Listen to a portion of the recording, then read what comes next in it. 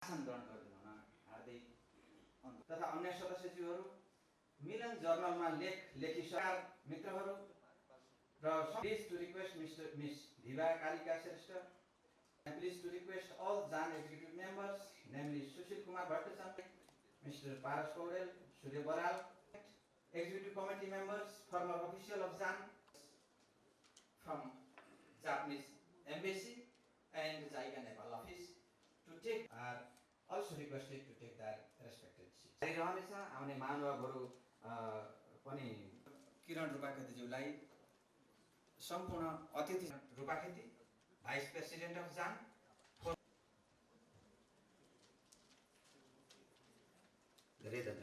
विशिष्ट अतिथि जायका नेपालका देशीय प्रमुख प्रतिनिधि श्री उच्च पदस्थ कूटनीतिज्ञहरू डाक्टर साकेज्यू, जामका पूर्व अध्यक्ष दिलीरत्न साकेज्यू, जानलाई सम्बोधन गरेँ मैले। मिलन पत्रिकाका लागि लेख रचना संसार कर्मी मित्रहरू, महिला तथा सज्जनवृन्द, नेपाल सरकार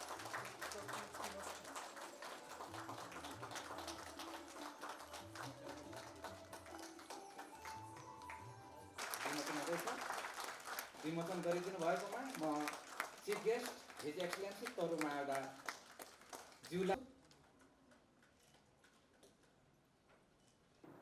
I refrain from making comment on those presentation now, but maybe we will continue our discussion over the dinner table. But however, just one comment on each presentation, if I may. Dr. Chandra Basal's observation was quite interesting and quite insightful. And I agreed, I cannot agree more about your observation, and especially when at the final stage he said there's always a mindful and harmonious interactions and exchange of human relations in Japan. I don't know, I forget the exact wording of it, but it is true. There's maybe you have been in Japan, you have lived in Japan. There's a word, in Japanese word, which is hard to be translated into English nor any other language, which is, we call it meiwaku. Many Japanese parents told their kids, I have been telling their kids, my mom and father always told me also, don't make yourself as a meiwaku to the others, which means kind of nuisance to the others, which means exactly the mindful and harmonious relations is very much appreciated. I don't know why, even Japanese, but I can't tell the reasons, but maybe by doing so we reduce the sort of frictions and well, maybe we enhance efficiencies, and as a collective group of people, maybe we can be more harmonious and comfortable and efficient. That's probably a part of a tradition which is hard to be understood by the foreigners. But having said this, it is probably relatively easier for Nepali people to understand that, I think, in comparison to the other people, especially from Western culture. Well, that is why I think many Nepali people likes to go to Japan and maybe perhaps study in Japan, which is appreciated very much by the Japanese community as well. I take this opportunity to mention one thing in relation to this.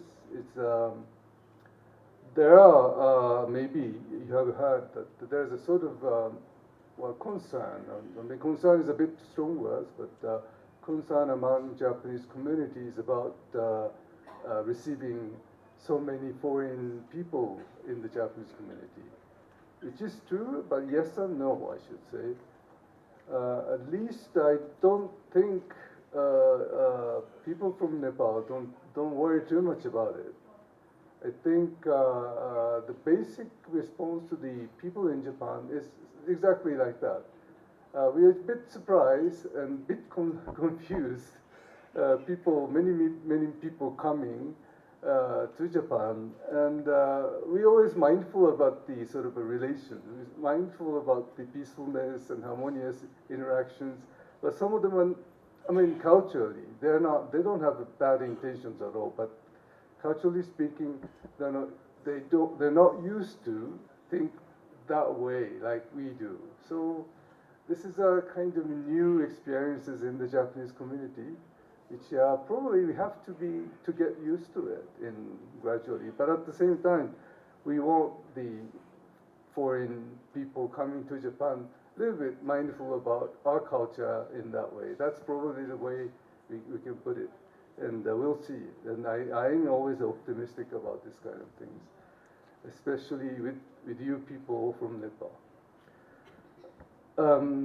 Secondly, I don't want to talk too long about it, but thank you very much for your very nice presentation. Looking back to maybe you people there maybe prepared to work hard on making that presentation, and which is 4 decades or more of contribution of JICA to the development of this society.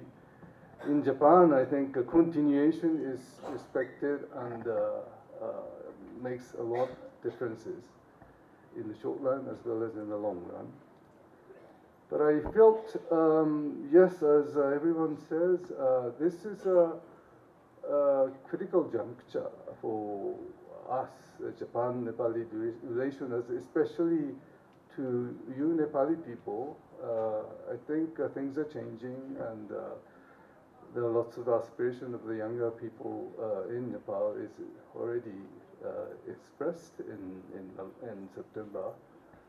So I think when we think about jointly together about the future of Nepal and future path of development of Nepal, what is the most desirable plan and strategy for Nepal for development, I think maybe we should probably stop and think and a little bit of from different angles, different of listening to many other people. Maybe conclusion may be similar, but I think those kind of, again, mindful about the changes, socio-economic, cultural changes in our culture, in our society, but also your society, should be taken into account to formulate the future development strategy of Nepal. So of course, I would like to listen to you more, and also I would like to consult with the JICA more about this. Okay, come back to my remarks. So this year, as everyone speaks, marks the 70th anniversary of diplomatic relation between Japan and Nepal. On September 1st of 1956, the two governments, Nepal and Japan, formally agreed to set up diplomatic relations. Of course, reflecting the long-standing exchanges and friendship between the two peoples. So the exchanges, of course, is a lot longer than the government-to-government relations, which dates back to the late 19th century.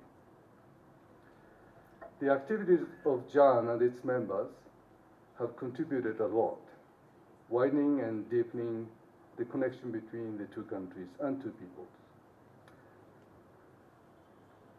At the same time, JAN not only making our relationship friendly or cordial, but they have contributed and promoted economic development and social evolution of Nepal.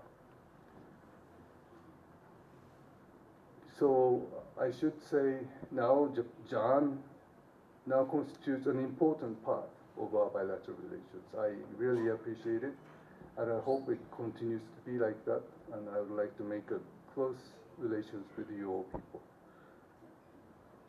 Taking this opportunity, especially at the beginning of the important year, I humbly request, if I may, two things to the honorable members of JAN.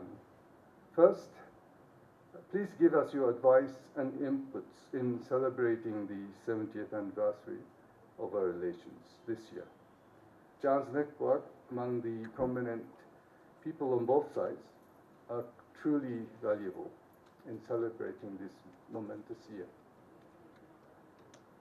Second, please make this most important, memorable year as an opportunity to enhance your network and collaboration with other stakeholders For example, collaboration with other alumni associations would be very meaningful from my point of view.